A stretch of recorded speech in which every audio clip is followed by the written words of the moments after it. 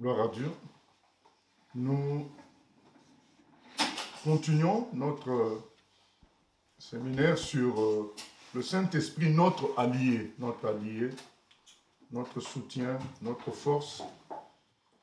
Et nous allons relire les passages principaux que nous avons lus pendant les deux premières séances. La première séance, c'était mention du Saint-Esprit. Le but, c'était de nous montrer à tous que ce n'était pas une invention d'un groupe, d'une église. Tout ce qui concerne le Saint-Esprit, on en parle tellement dans la Bible, et que nous pouvons vraiment dire que les chrétiens négligent le Saint-Esprit par rapport à ce que nous voyons, tel que la Bible en parle. Et dans la deuxième séance, nous avons parlé du Saint-Esprit dont nous étions la maison. Nous étions sa maison, nous étions le temple de Dieu, et que ce que le Saint-Esprit voulait produire, premièrement, fondamentalement, c'était le fruit de l'Esprit, et la mort de la chair nous amenait à la croix. Voilà, c'était ces deux choses-là qu'il voulait, parce que c'est le fruit de l'Esprit qui démontre que le Saint-Esprit est en nous et qu'il vit. Et la mort à la croix nous fait passer par le chemin de la gloire, parce que c'est le Saint-Esprit ne peut pas cohabiter, ne peut pas co-diriger avec nous. Voilà. Il ne peut pas co-diriger avec nous. S'il doit habiter en nous, il doit être le seul chef. Et ce qui le conduit à nous conduire à la croix pour que nous mourions de nos qualités, de notre culture, de notre moi, pour lui laisser la place totale. Et quand on lui laisse la place totale, c'est là que la gloire du Seigneur se manifeste.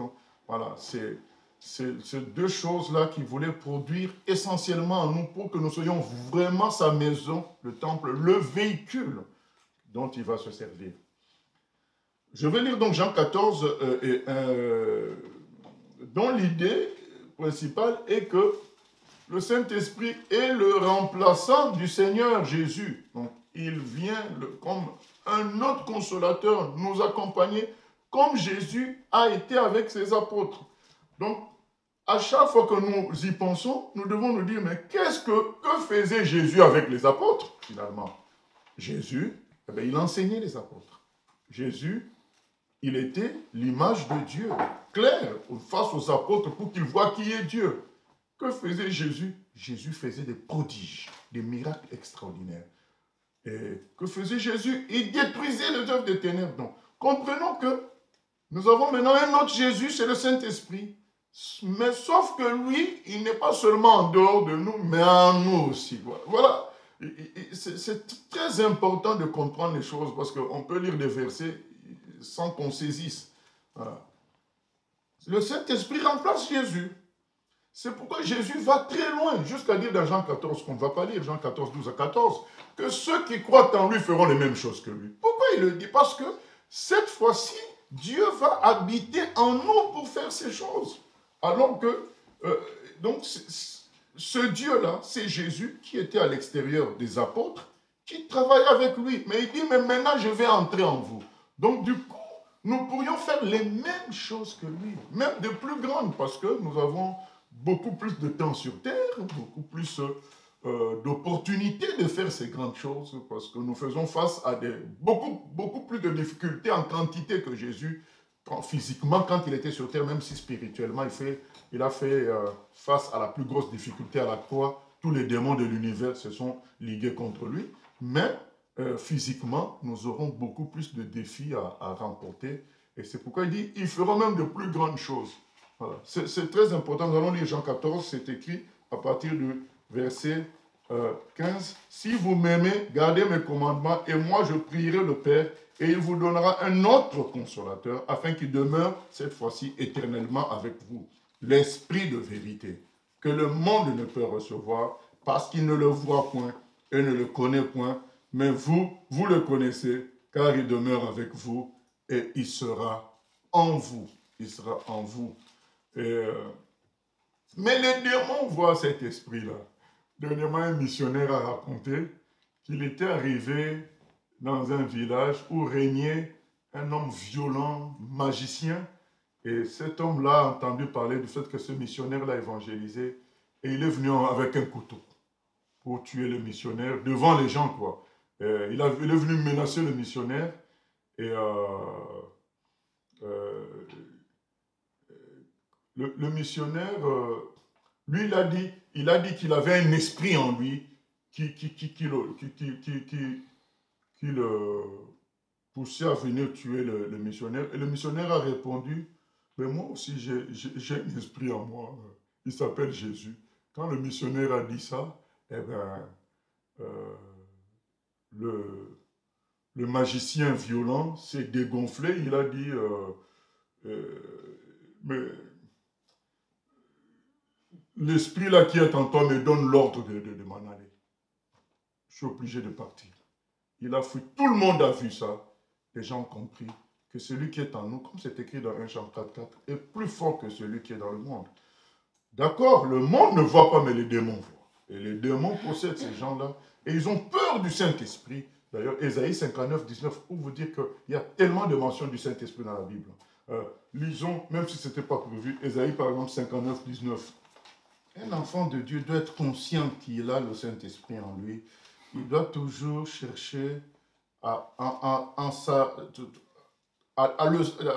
être sûr de cela, à être comme en contact avec lui permanent, à lui attribuer le plus grand rôle. C'est écrit au verset 19. On craindra le nom de l'Éternel depuis l'Occident et sa gloire depuis le soleil levant. Quand l'ennemi viendra comme un fleuve, l'Esprit de l'Éternel le mettra en fuite. Pourquoi on n'a pas dit Dieu lui-même le mettra en fuite? C'est parce que Dieu nous enseigne sur son esprit. L'Esprit de l'Éternel le mettra en fuite. C'est une réalité. L'enfant de Dieu doit, face aux choses qui se passent, se dire, où es-tu Saint-Esprit? Parce que c'est lui notre allié. Il est là. Donc, on fait face à tout avec lui maintenant. C'est comme si quand les apôtres étaient là, dès qu'il y avait un problème, qu'est-ce qu'ils disaient? Seigneur, ne vois-tu pas que nous faisons naufrage? Voilà. Seigneur, il y a tous ces gens-là à nourrir. Renvoie-les. Voilà. Mais c'est ce que Dieu veut, qu'on ait comme relation avec le deuxième consolateur, le Saint-Esprit. Vraiment, on en soit conscient. Bref, nous revenons sur Jean 14. Il dit, je ne vous laisserai pas orphelin, je viendrai à vous par l'Esprit. Encore un peu de temps et le monde ne me verra plus, mais vous, vous me verrez, car je vis et vous vivrez aussi. En ce jour-là, vous connaîtrez que je suis en mon Père, que vous êtes en moi, que je suis en vous. Celui qui a mes commandements et qui les garde, c'est celui qui m'aime. Voilà, on voit quand même une connexion de vivre avec l'Esprit, c'est aimer la parole de Dieu, aimer les commandements du Seigneur. Et celui qui m'aime sera aimé de mon Père, je l'aimerai et je me ferai connaître à lui. Jude, non pas l'Iscariote, lui dit, Seigneur, d'où vient que tu te feras connaître à nous et non au monde? Jésus lui répondit, si quelqu'un m'aime, il gardera ma parole et mon Père l'aimera. Nous viendrons à lui et nous ferons notre demeure chez lui. Celui qui ne m'aime pas ne garde point mes paroles. Et la parole que vous entendez n'est pas de moi, mais du Père qui m'a envoyé. Alors, tous ceux qui vous parlent du Saint-Esprit, mais sans accepter la Bible telle qu'elle est, dites-vous bien que ce n'est pas le même esprit que le véritable Saint-Esprit. Le Saint-Esprit défendra la Bible, les Écritures. Tous ceux qui vont faire des exploits, faire des manifestations, des choses qui contredisent la parole, dites-vous bien que ce n'est pas l'Esprit de Dieu. L'Esprit de Dieu défendra. Si Jésus dit si, quand Jésus parle du Saint-Esprit, il insiste sur sa parole. Je vous ai dit ces choses pendant que je demeure avec vous. Mais le Consolateur, l'Esprit Saint que le Père enverra en mon nom, vous enseignera toutes choses. Voilà. Il vous rappellera tout ce que je vous ai dit. Il rappellera les Écritures. Quand les gens commencent à vous dire l'inspiration, ça vient de la voûte céleste, ben, c'est plus fort que les Écritures. Dites-vous que ce n'est pas l'Esprit de Dieu, c'est l'Esprit du diable. Quelqu'un dit, mais c'est un ange qui m'a dit, Paul dit dans Galates 1, si cet ange-là, au 8 à 10, s'il contredit ce que nous vous avons donné comme parole par le Saint-Esprit, qu'il soit anathème, ce n'est pas l'ange de Dieu, c'est un autre esprit.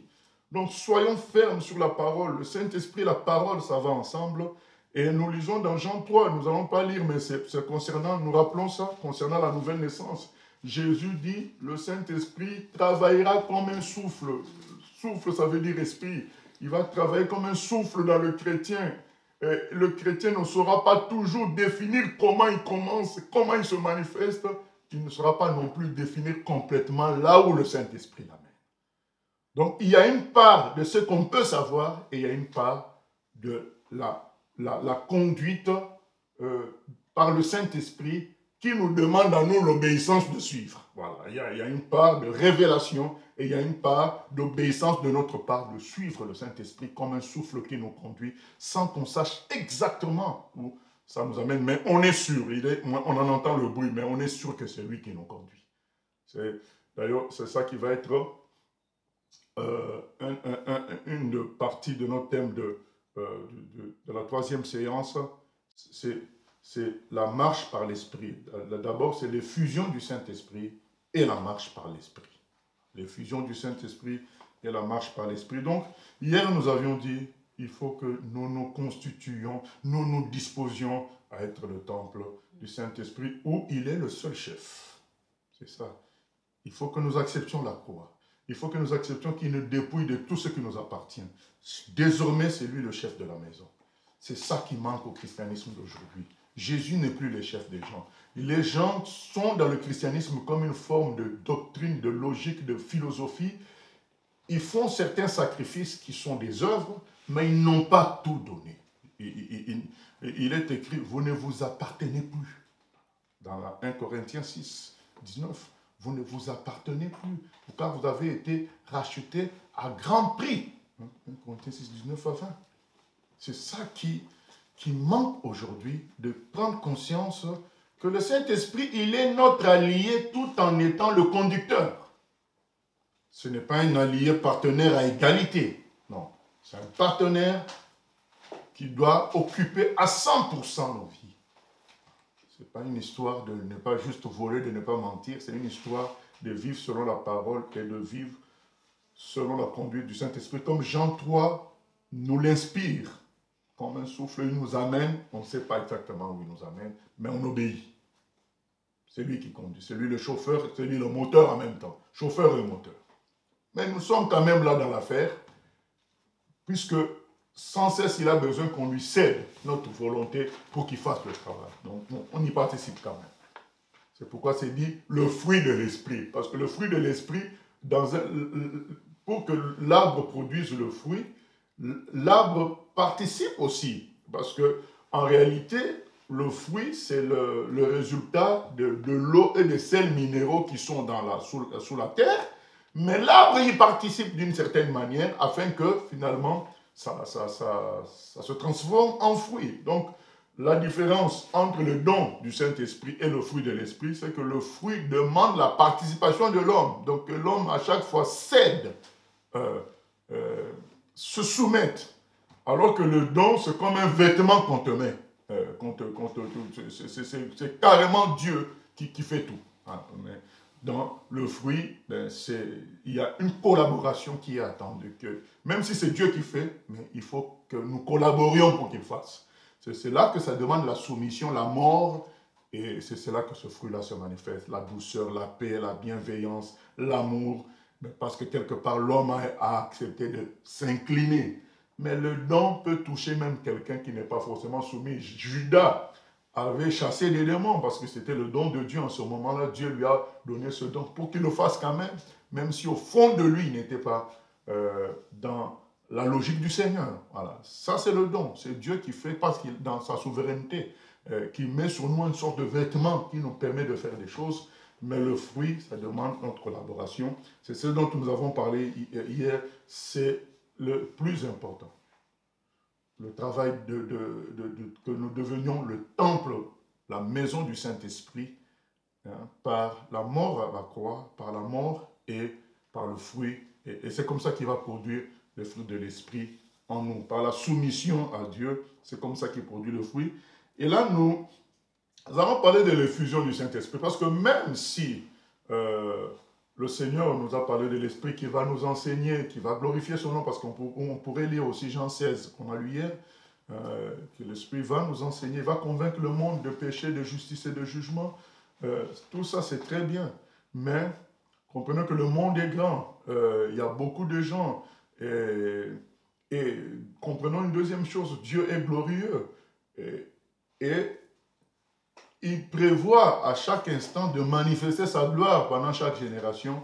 Et chaque génération a la possibilité de vivre l'effusion du Saint-Esprit, c'est-à-dire le débordement du Saint-Esprit. Jésus a dit dans Jean 7, 37 à 39, une mention encore du Saint-Esprit, que ceux qui croient en lui, de fleuves d'eau vive couleront de leur sein. Et l'apôtre Jean dit, il parlait de l'Esprit que les apôtres, les chrétiens allaient recevoir. Voilà, vous voyez, donc c'est quelque chose de prévu par Dieu que ça déborde. Parce que s'il faut toucher beaucoup de personnes, s'il faut annoncer Jésus, s'il faut lutter contre les milliards de démons qui existent, il faut que la puissance du Saint-Esprit déborde et entraîne les choses par la puissance, comme vous savez, comme des fleuves qui entraînent les troncs d'arbres, qui entraînent les choses. C'est ça la puissance du Saint-Esprit qui font croître les choses tout autour. C'est ça le fleuve d'eau vive, ça nourrit, ça entraîne les bateaux, ça fait tout ça. Et ça, c'est le Saint-Esprit, ça c'est ce qu'on appelle l'effusion du Saint-Esprit, le débordement du Saint-Esprit, c'est prévu, c'est ce dont il leur parle dans Acte 1:8. Hier, nous avons parlé de l'habitation du Saint-Esprit, mais il y a aussi l'effusion du Saint-Esprit. Dans Acte 1:8 que nous lisons, il leur dit, Acte 1:8, « Mais vous recevrez une puissance, le Saint-Esprit survenant sur vous, et vous serez mes témoins à Jérusalem, dans toute la Judée, dans la Samarie, et jusqu'aux extrémités de la terre. » Donc, il leur promet, alors que déjà dans Jean 20, il leur a dit recevez le Saint-Esprit. Donc, ils avaient déjà le Saint-Esprit. Mais il y a une action extérieure du Saint-Esprit pour chaque génération qu'on appelle effusion du Saint-Esprit, débordement. Chaque génération est appelée à vivre un avant-goût de la gloire céleste de Dieu par le Saint-Esprit. Dieu veut que ses enfants vivent cet avant-goût-là.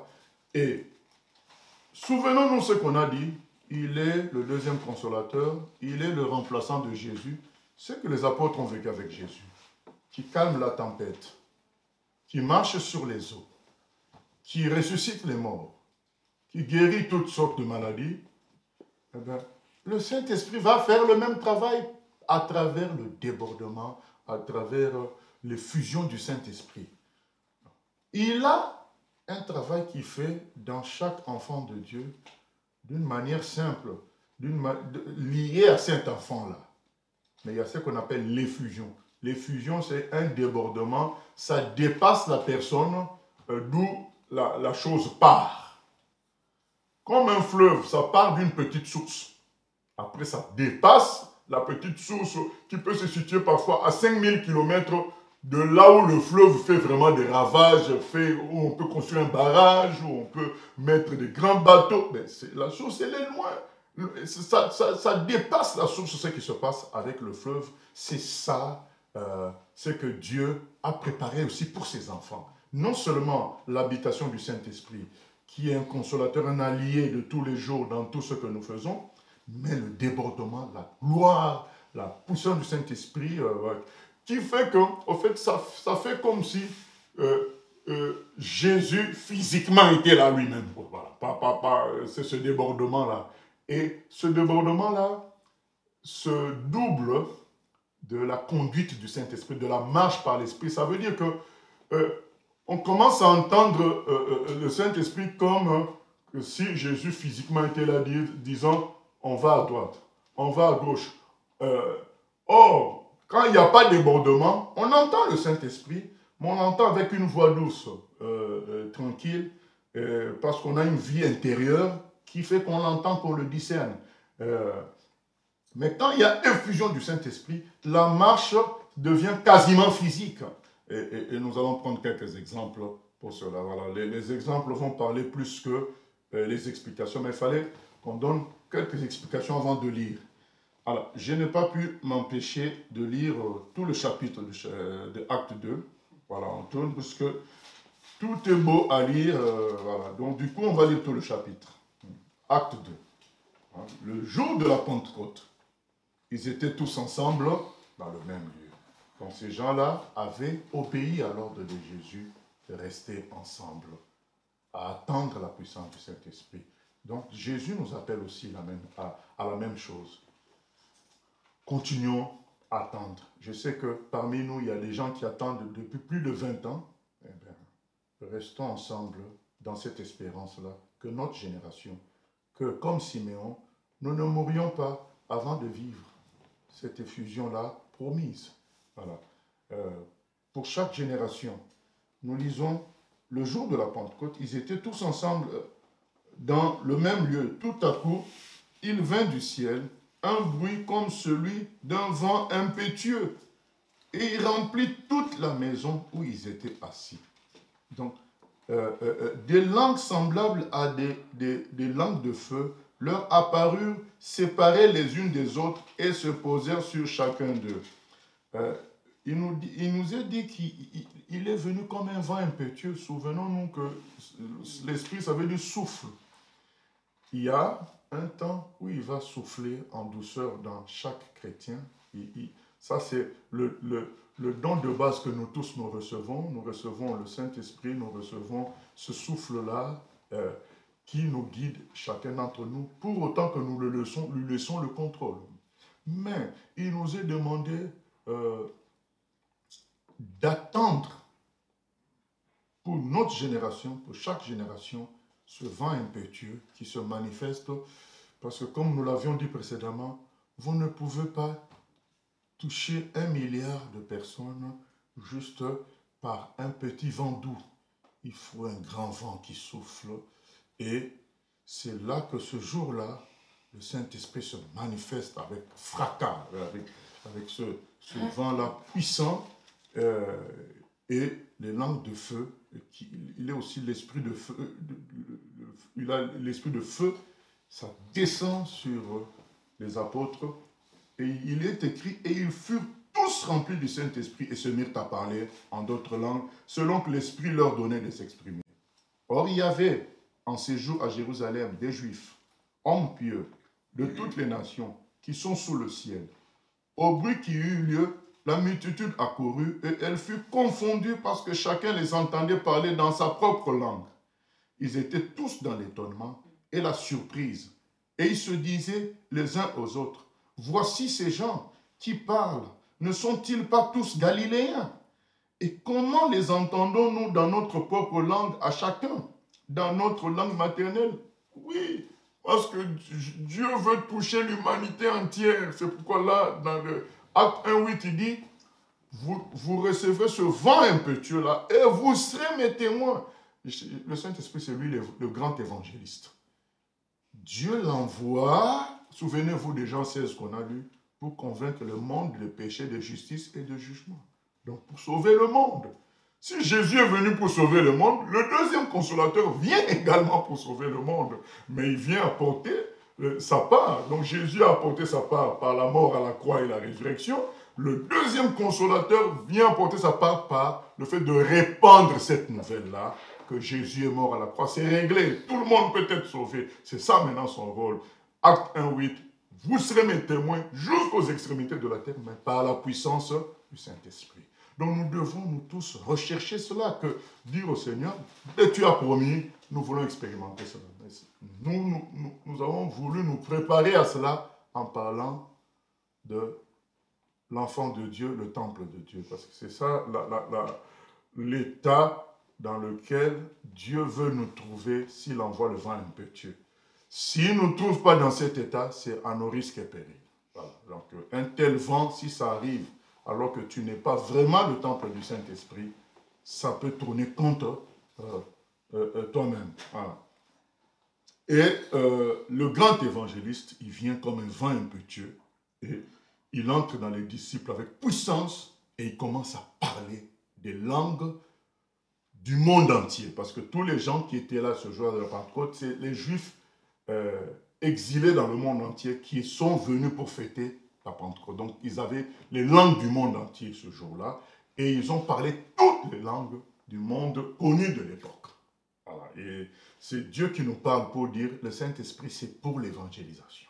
C'est pour que tout le monde entende la bonne nouvelle. C'est pas pour se sentir bon chrétien, chrétien fort qui parle en langue. Non, c'est pour répandre la bonne nouvelle, être des témoins, glorifier le Seigneur. Souvenons-nous aussi de ce verset-là. Et au bruit qui eut la multitude, au verset 6, non, pardon, excusez-moi, au verset 5, or il y avait en séjour à Jérusalem des Juifs, hommes pieux, de toutes les nations qui sont sous le ciel. Ah, mais c'est grave. Hein. Moi, je disais du monde connu, mais eux, ils disent toutes les nations qui sont sous le ciel. C'est le Saint-Esprit qui nous parle. Voilà. Au bruit qui eut lieu, la multitude accourut et elle fut confondue parce que chacun les entendait parler dans sa propre langue. Ils étaient tous dans l'étonnement et la surprise et ils se disaient les uns aux autres, voici ces gens qui parlent. Ne sont-ils pas tous galiléens? Et comment les entendons-nous dans notre propre langue à chacun, dans notre langue maternelle? Parthes, Mèdes, Élamites, ceux qui habitent la Mésopotamie, la Judée, la Cappadoce, le Pont, l'Asie, la Phrygie, la Pamphylie, l'Égypte, donc même l'Afrique, le territoire de la Libye, l'Afrique aussi, voisine de Cyrène, et ceux qui sont venus de Rome, plus loin encore, juifs et prosélytes, crétois et arabes. Comment les entendons-nous parler dans nos langues des merveilles de Dieu? Voilà, nous voyons que Dieu veut sauver les Arabes. Les Arabes ne sont pas les ennemis de Dieu. Il veut les sauver comme il veut sauver tous les humains. Ils étaient tous dans l'étonnement et ne sachant que penser, ils se disaient les uns aux autres, que veut dire ceci? Mais d'autres se moquaient et disaient, ils sont pleins de vin doux. Voilà, nous ne disons pas que les gens vont se soumettre, tout le monde va se soumettre, mais tout le monde va voir la gloire de Dieu. C'est ça notre appel. Notre appel, c'est d'être des lumières. À travers nous, que les humains voient la gloire de Dieu, qu'ils se convertissent ou pas, mais ils verront la gloire si nous acceptons le Saint-Esprit. Si nous acceptons d'être le temple de Dieu. Si nous acceptons d'attendre la manifestation des promesses du Seigneur. Alors, Pierre, se présentant avec les 11, éleva la voix et leur parla en ces termes. Entre parenthèses, en Indonésie, ça s'est passé comme ça. Pendant qu'il priait dans une salle, il y a eu le même bruit, le vent, mais les langues ne se sont pas posées sur les humains, mais les gens qui étaient à l'extérieur du bâtiment ont vu des langues de feu tomber sur le bâtiment et ils ont appelé les pompiers. Ils ont vu le feu tomber, ils ont appelé les pompiers sont venus, ils n'ont pas vu ce feu-là. Voilà, donc c'est ce que nous lisons, ça peut se faire encore. Ça, il ne faut pas se dire c'est quelque chose qui est lié à acte. Non, en Indonésie, dans le réveil d'Indonésie avec les Meltari, ça s'est passé comme ça. Et verset 15, maintenant le frère Pierre parle, celui qui était craintif, qui a eu peur d'une femme, ben maintenant il va parler du Seigneur. Ces gens ne sont pas ivres, comme vous le supposez. Excusez-moi. Alors Pierre, se présentant avec les 11, éleva la voix et leur parla en ces termes. Hommes juifs, et vous tous qui séjournez à Jérusalem, sachez ceci et prêtez l'oreille à mes paroles.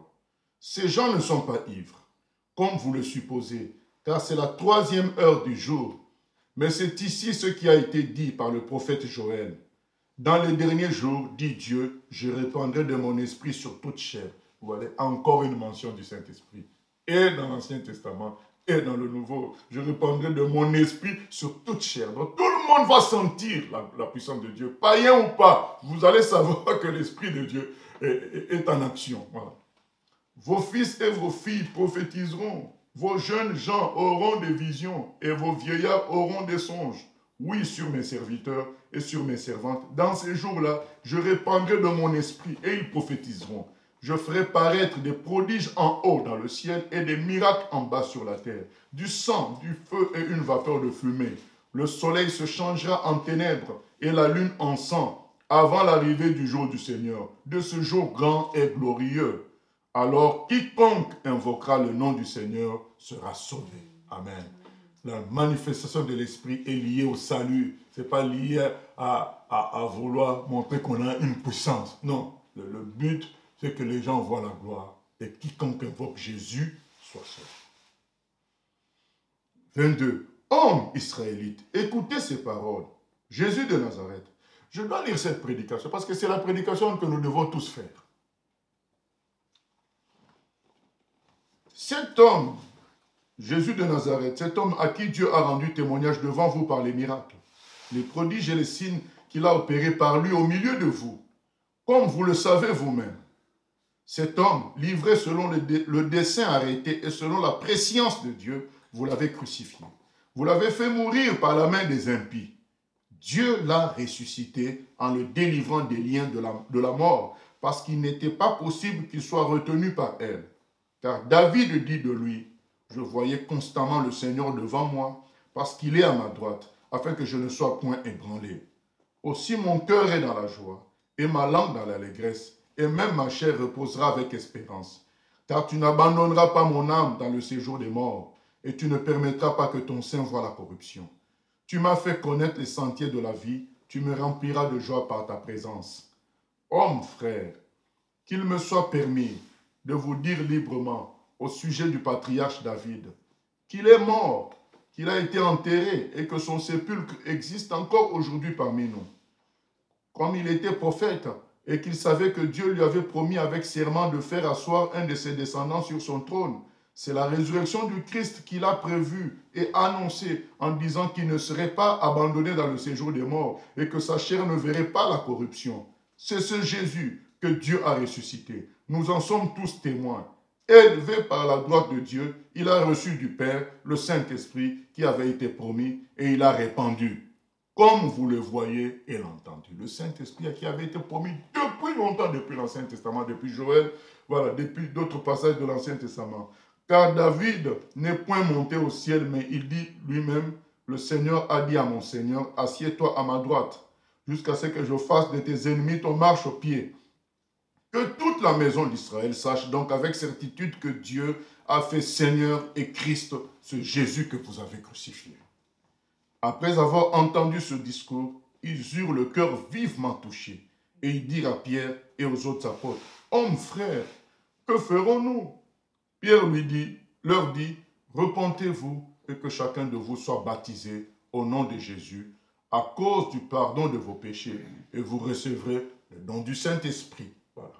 Repentez-vous et vous recevrez le don du Saint-Esprit. Voilà. Tout est lié.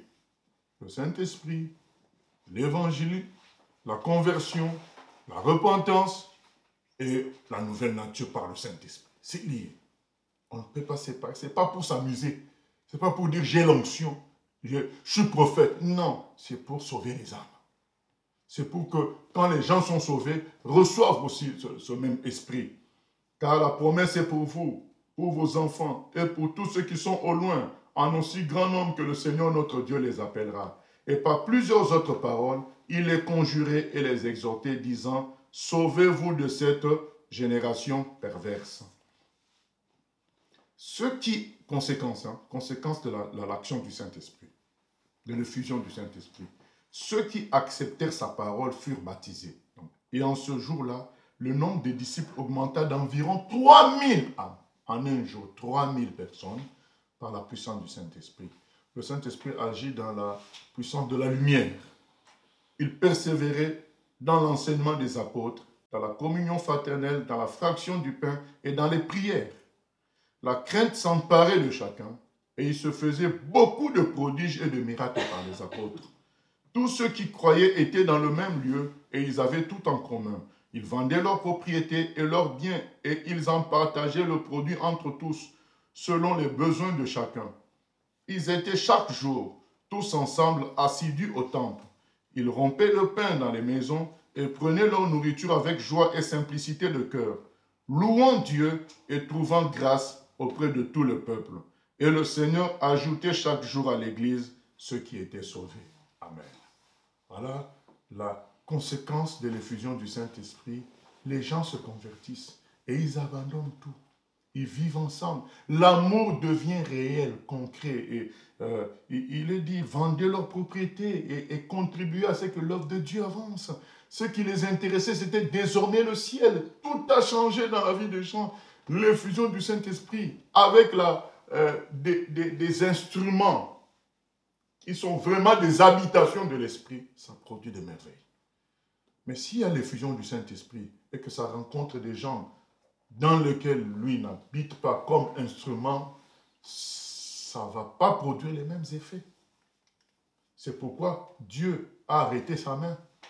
Il sait qu'aujourd'hui, si il envoie l'effusion du Saint-Esprit, ça va être utilisé pour la gloire de l'homme. Ça va être utilisé pour le succès de l'homme. Ça va être utilisé, ça va être négligé, même négligé. Et Dieu n'aime pas qu'on le néglige. Il doit, vous savez, la deuxième séance est capitale pour nous. Tout lâcher, laisser le Seigneur prendre le contrôle de nos vies. Pour que quand l'effusion du Saint-Esprit viendra, eh bien, la marche par l'Esprit aussi se fasse.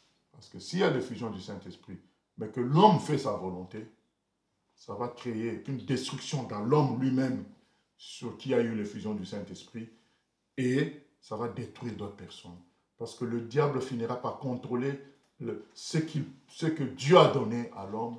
Et c'est très très dangereux. Comme le diable, vous voyez, donc quand Adam a péché, le diable a pris contrôle de la création en produisant le mal partout, les tremblements de terre, tout ça c'est les conséquences du mal. Parce que celui à qui on a confié la chose a cédé au malin. Il ne s'est pas soumis à Dieu.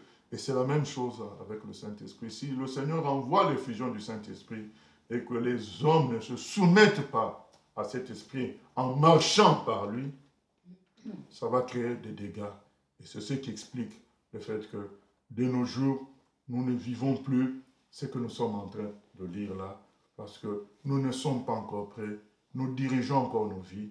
Et Dieu sait que si l'effusion du Saint-Esprit descend dans ces conditions-là, ça va créer plus de dégâts que construire. Parce que quand, après, le diable va contrôler la chose, il va beaucoup plus détruire que même maintenant. Donc, d'où ce séminaire pour nous rappeler, la deuxième séance, acceptons la croix, acceptons que le fruit de l'Esprit se manifeste par le Saint-Esprit. Soumettons-nous à l'Esprit de Dieu et à sa parole. Voilà, c'est cela. Nous voyons ça, cette effusion du Saint-Esprit. Après, quand vous lisez tous les actes des apôtres devraient s'appeler les actes du Saint-Esprit. Les actes du Saint-Esprit, quand vous lisez tout ce livre, vous voyez tous les actes du Saint-Esprit. On parle de lui à tout moment et il fait des merveilles. Il fait des merveilles, il touche les gens, il ressuscite les morts. Il fait marcher les paralytiques à travers des temples à lui. L'apôtre Pierre, l'apôtre Paul, Philippe, les filles de Philippe, elles prophétisaient par l'Esprit. Tout ça se fait parce qu'il y a le vrai enseignement, il y a la vraie parole, il y a la soumission à Dieu. Et tout ça fait un mélange détonnant pour la gloire de Dieu et pour le salut de l'humanité. C'est ce que nous appelons à grands cris. Voilà, que nous lâchons prise et laissions le Seigneur nous diriger, prendre le contrôle. Et nous lisons dans Acte 10, pour voir un exemple encore de l'action du Saint-Esprit. C'est rempli de ça, mais nous avons pris quelques passages seulement. Acte 10, à partir du verset 34.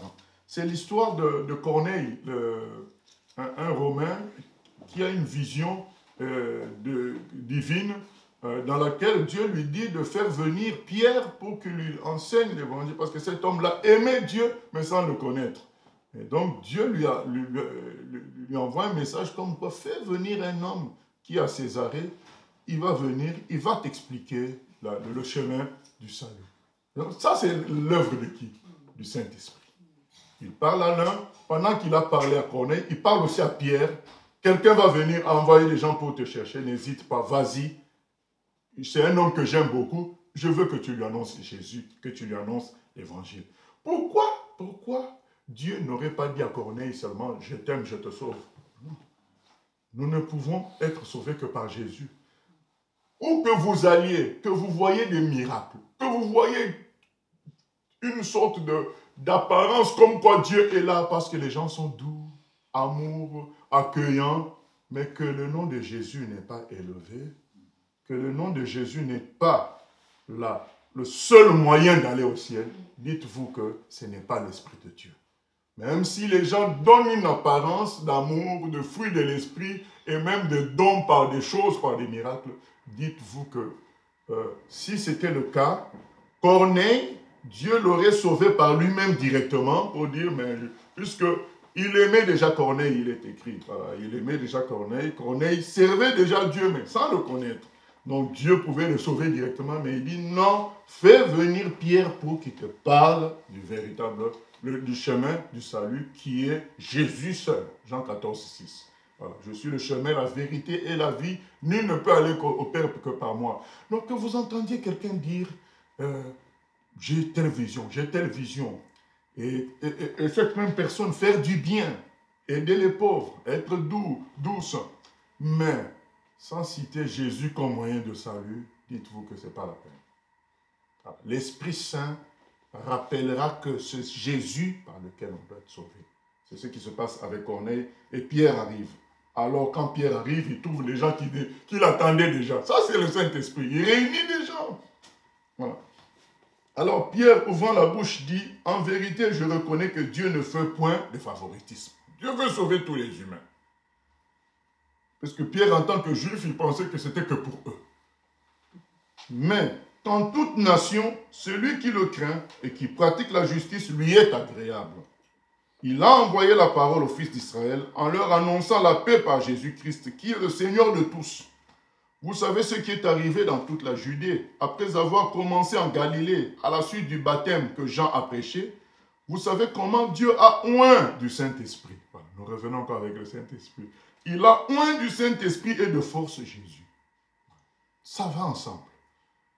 Il a oint du Saint-Esprit et de force Jésus de Nazareth qui allait de lieu en lieu faisant du bien et guérissant tous ceux qui étaient sous l'empire du diable, car Dieu était avec lui.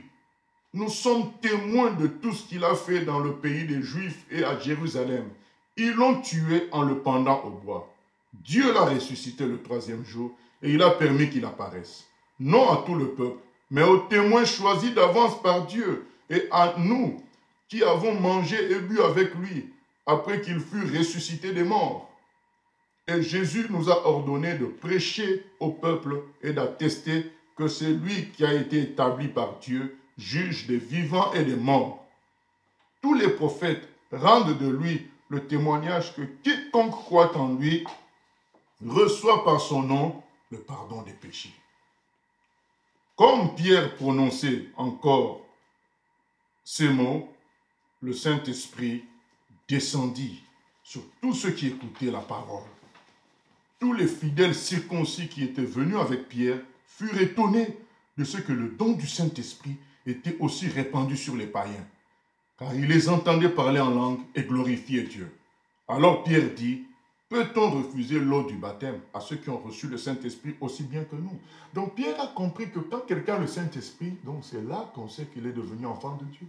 C'est là, ils ont vu que le Saint-Esprit a été donné à ces gens-là, ils parlent en langue, et ils étaient dans la joie, ils comprennent que, parce que c'est ça qui fait la différence entre un humain normal et un humain enfant de Dieu, c'est le Saint-Esprit. Et il ordonna qu'ils soient baptisés au nom du Seigneur, sur quoi ils le prièrent de rester quelques jours auprès d'eux. Vous voyez l'action du Saint-Esprit? C'est ça l'effusion du Saint-Esprit. Il va réveiller quelqu'un, lui dire, je veux que tu ailles écouter un tel. C'est ça l'effusion du Saint-Esprit. Quand il se répand dans le pays de Galles, les bars ont fermé. Quand il y a eu l'effusion du Saint-Esprit au pays de Galles, les gens n'allaient plus prendre de l'alcool. Ils se repentaient de leurs péchés même dans les rues. Ils étaient saisis par la puissance du Saint-Esprit, mais il a manqué, comme nous le disons, quand nous voulons préparer les choses, il a manqué de serviteurs, habitation de l'Esprit pour encadrer tout ce monde. Et c'est ce qui explique que le pays de Galles ne ressemble pas au réveil du pays de Galles. Même les restes, on les voit, on ne voit pas ça. D'où l'insistance sur la séance que nous laissions le Saint-Esprit nous former à être habitation pour pouvoir gérer l'effusion du Saint-Esprit. C'est très important. Nous clôturons avec Acte 16, pour parler de la deuxième, toujours de la deuxième partie. Nous sommes dans la deuxième partie, effusion et marche. Là, Pierre a marché selon l'Esprit. On lui a dit, on viendra te chercher, tu suis. Il a suivi. Et avant ça, il a eu une vision. On lui dit, tu es mange. Il dit, non, je ne peux pas manger ces bêtes. C'est interdit. La voix lui a dit, c'est moi le Seigneur. C'est moi qui décide ce qu'on peut manger ou pas. Ce qui est pur, ce qui est impur. Il s'est soumis. C'est ça le Saint-Esprit. J'ai dit qu'avec l'effusion du Saint-Esprit, la conduite du Saint-Esprit deviendra comme physique. Tu as une vision qui te dit, fais telle chose. Une vision qui te dit, va là-bas parler. Donc ça devient comme physique. Il nous conduit déjà avant l'effusion du Saint-Esprit. Mais quand il y a l'effusion du Saint-Esprit, ça déborde. Ça devient comme physique jusqu'à t'envoyer clairement dans un endroit. Et ce sont des choses qu'il peut faire avant l'effusion du Saint-Esprit, mais qui s'accentue, qui se multiplie pendant l'effusion du Saint-Esprit. Tout le monde commence à recevoir des ordres directs. Fais ceci, fais cela. Le Saint-Esprit devient physique, pratiquement. C'est ce qui se passe là. Et il arrive là, il trouve les gens aussi, ils ont reçu l'information, ils attendent. Il prêche, les gens se convertissent. Voilà. Le Seigneur va préparer les choses. Au fait, Dieu nous a dit, je veux que vous compreniez que je ne vous laisse pas orphelin. Il y a un autre consolateur. Et il est même avantageux que lui vienne. Parce que lui, il agira en esprit. Donc, un esprit n'a pas de limite. L'Esprit de Dieu n'a pas de limite. Il peut agir dans des régions entières comme ça. Et puis toi, tu viens, c'est déjà préparé. Comme ce garçon au Sénégal qui était le point de chute d'une mission française qui devait aller évangéliser là-bas. Et le sorcier, dans un village au Sénégal, et le sorcier du village l'a menacé. Il a dit, mais tes gens-là et toi, vous allez voir ce que je vais vous faire. En public, le jeune chrétien, il a tremblé un peu, mais il a prié le Seigneur. Il a informé les missionnaires ici en France. Tout le monde a prié. Quelques jours après, donc 2 jours avant que les missionnaires n'arrivent dans ce village, il y a eu une petite pluie, juste une petite pluie, mais il y a eu de la foudre qui est sortie à travers cette pluie-là, cette perturbation, qui a consumé la case de ce féticheur, et lui-même qui était à l'intérieur en est mort. Du coup, quand les évangélistes, quand les missionnaires arrivent, les gens n'ont même pas attendu qu'ils prêchent. Ils ont dit on se convertit parce qu'on a vu la démonstration. Donc le Saint-Esprit a déjà préparé les choses, a réglé le compte de ce féticheur, de sorte que les gens ont compris que la puissance qui venait, 1 Jean 4,4, était plus forte que la puissance de leur féticheur, la puissance de leurs magiciens et autres. Le Saint-Esprit prépare le terrain, il travaille, mais nous devons souhaiter ça, les fusions du Saint-Esprit, et il nous aide. Le travail devient... qui est obstacle ou pas, parce qu'il va y avoir des obstacles, mais il les fait sauter. Il les fait sauter, ou bien il nous fait sauter les obstacles, on avance. On peut même être emprisonné. Quand vous lisez les Actes des Apôtres, parfois ils sont emprisonnés, mais le Saint-Esprit continue à agir, même en prison. Soit il ouvre la prison, soit ils sont à l'intérieur, il fait des merveilles, et ainsi de suite. Ils sont comportés. C'est ça, il est notre allié, le Saint-Esprit. Et Actes des Apôtres, chapitre 16, versets 6 à 10, c'est écrit ceci. Ayant été empêchés par le Saint-Esprit d'annoncer la parole dans l'Asie, ils traversèrent la Phrygie et le pays de Galatie. Donc, le Saint-Esprit a empêché Paul d'aller quelque part. Je vous ai dit que ça va devenir physique. Donc, il marche par l'Esprit parce qu'il devait aller évangéliser. Parce que nous croyons que qui dit évangéliser dit volonté de Dieu. Qui dit parler dit volonté de Dieu. Non. Le Seigneur peut permettre que dans un endroit, nous ne parlions pas. Nous ne faisions que de bonnes choses. Parfois, les gens attendent que nous parlions pour se fâcher. Dieu fait le contraire. Parce qu'il connaît le cœur. Il dit, tu ne vas pas parler, tu vas faire le bien. Donc Paul pensait qu'aller évangéliser dans cette région-là, c'était bien. C'est ce que Dieu nous a demandé, mais le Saint-Esprit a dit, non, je ne veux pas que tu ailles là-bas. Il a obéi. C'est ça, marcher par l'Esprit. La conduite du Saint-Esprit. C'est très important. Effusion du Saint-Esprit et conduite du Saint-Esprit. Ça doit aller de pair si nous voulons voir la gloire de Dieu, voir des résultats réels. Et il a obéi. Arrivé près de la Mysie, il se disposait à entrer en Bithynie. Mais l'Esprit de Jésus ne leur permit pas. Une fois de plus. On ne dit pas que c'est les démons.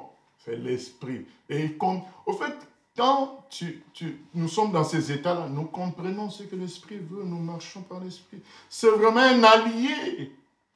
Ce n'est pas une décoration, ce n'est pas un cachet sur nous. C'est un cachet, oui, qui fait de nous enfants de Dieu. Il nous transforme en enfants de Dieu. Mais il est aussi un allié pour faire les choses de Dieu. Saint-Esprit. Nous devons en être conscients. Verset 8. Ils franchirent alors la Mysie et descendirent à Troas. Pendant la nuit, Paul eut une vision. Un Macédonien lui apparut et lui fit cette prière. Passe en Macédoine, secours-nous. Après cette vision de Paul, nous cherchâmes aussitôt à nous rendre en Macédoine, concluant que le Seigneur nous appelait à y annoncer la bonne nouvelle. Amen. Et il y a plein d'histoires qu'on pourrait lire dans la même logique, dans Actes des Apôtres. Plein d'histoires dans la même logique, où il y a l'effusion du Saint-Esprit, il y a aussi la marche par l'Esprit, la conduite par l'Esprit, dans tout. Il est l'allié, il est présent. Il faut que... je vais conclure en disant, souvenons-nous, Jésus a dit, je vous enverrai un autre consolateur, comme pour dire, un consolateur semblable à moi. Voilà. Sinon, il allait dire un consolateur. Il dit un autre. Voilà. Un autre, donc, pour faire le même travail que moi. Lui-même s'est considéré comme consolateur. Dieu nous enverra un autre encore. Voilà. Donc, c'est le Saint-Esprit. Et il dit, et quand je viendrai, donc, c'est-à-dire que c'est lui-même qui viendra par son esprit. Et donc, tout ce qui se faisait avec les apôtres, avec Jésus, peut se faire désormais avec le Saint-Esprit.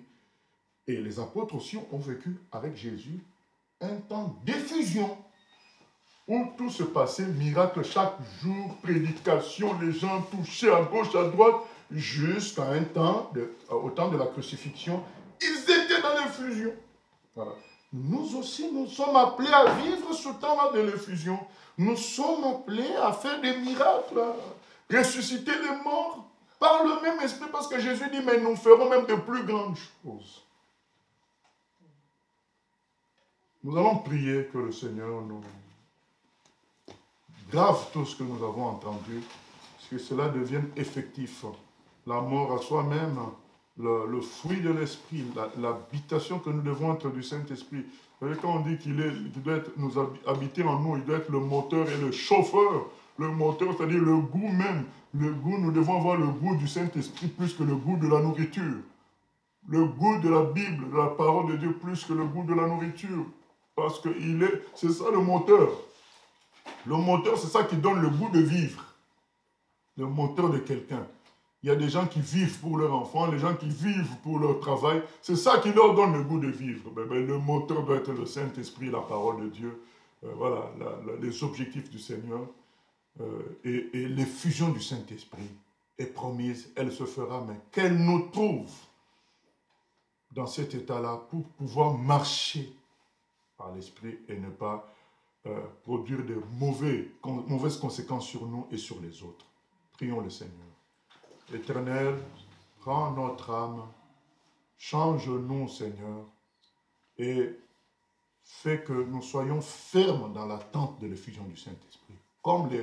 Tu as dit, comme les apôtres étaient dans la chambre haute en train de prier, en train de méditer sur cette effusion à venir, dont ils avaient besoin, pour annoncer la parole dans le monde entier, il fallait quelque chose qui dépasse le corps d'un seul homme. Il fallait quelque chose qui se répande comme le vent se répand dans l'humanité, comme la lumière du soleil se répand dans l'humanité. C'est ce dont nous avons besoin.